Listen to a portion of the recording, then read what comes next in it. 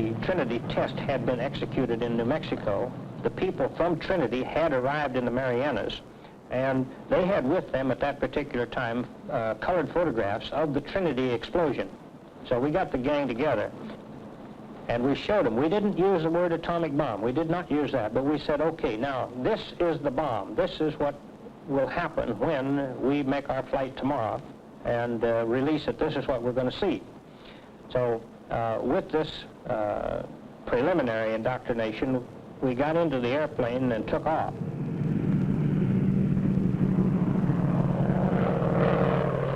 Once we were airborne and in the air, I then left the pilot's seat of the airplane and I crawled back into the back where the enlisted men were. I got them all together back there and we poured some coffee out of the thermos jugs, and I told them actually what we were doing and what we were carrying at that time. And the weather being clear at our primary, which was Hiroshima, there was no decision left. I mean, we were on the way to the primary. So that part of it was perfectly routine. As we came in from our initial point to the bomb release point, it was again routine. We were bothered not in the least by any kind of fighter opposition, no flak. We didn't see anything to cause us any concern, so that we were able to concentrate strictly on the bombing problem. The bomb was released.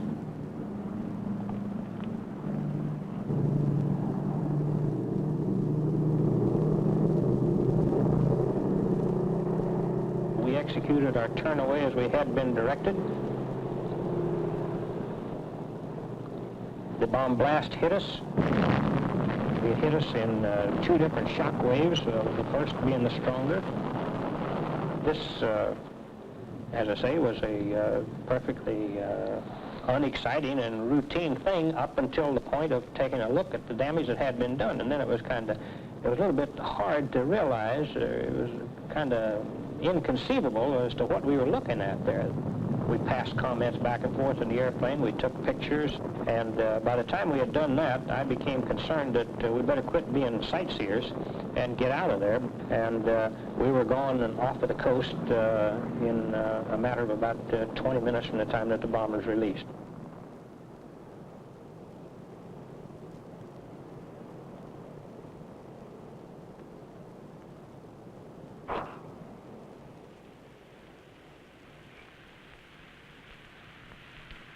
We have spent more than $2 billion on the greatest scientific gamble in history, and we have won.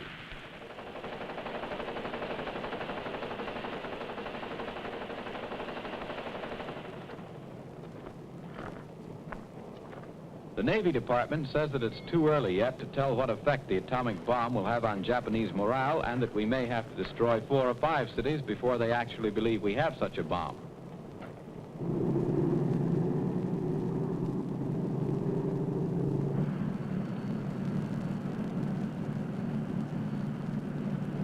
Having found the atomic bomb, we have used it. We shall continue to use it until we completely destroy Japan's power to make war. Only a Japanese surrender will stop us.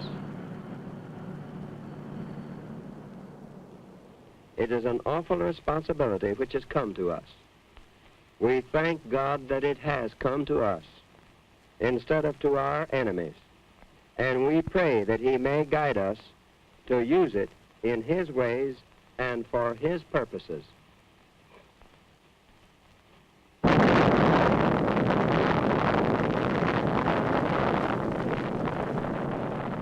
Captain Behan, what was your most outstanding experience on this historic flight? I suppose it was when the clouds opened up over the target at Nagasaki. The target was there pretty as a picture. I made the run, let the bomb go. That was my greatest thrill.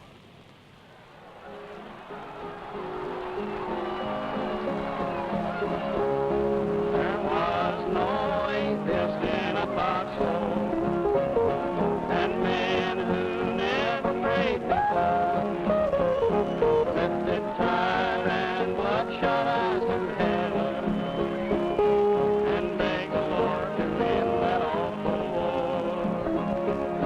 They told him of their home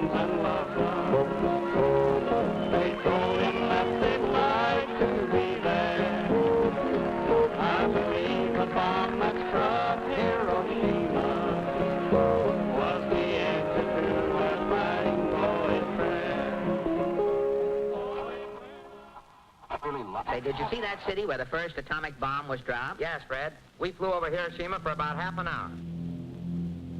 It was a shambles, huh? A shambles. It looked like Ebbets Field after a doubleheader with the Giants.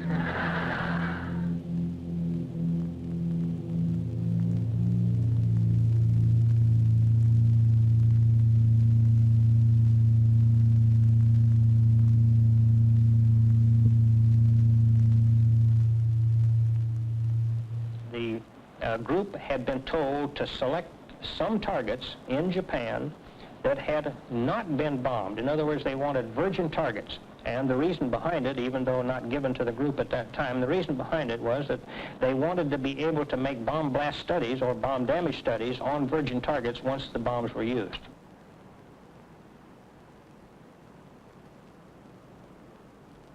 They were definitely military targets. There was no question about that. And they offered such a, well, you could almost say a classroom experiment as far as being able to determine later the bomb damage.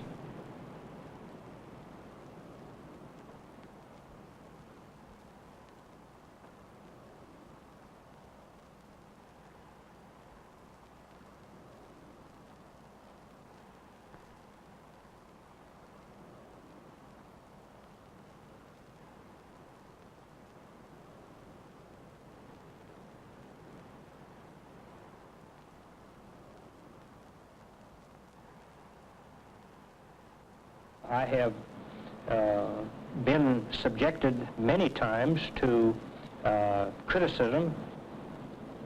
I have been accused of being insane, being a drunkard, being everything that you can imagine a derelict to be as a result of a guilty conscience for doing this. And as I say, no one's ever come to my defense in that regard.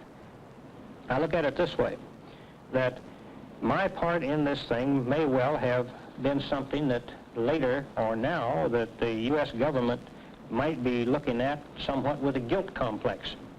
And the feeling could be that the less said about it by the United States government, the better.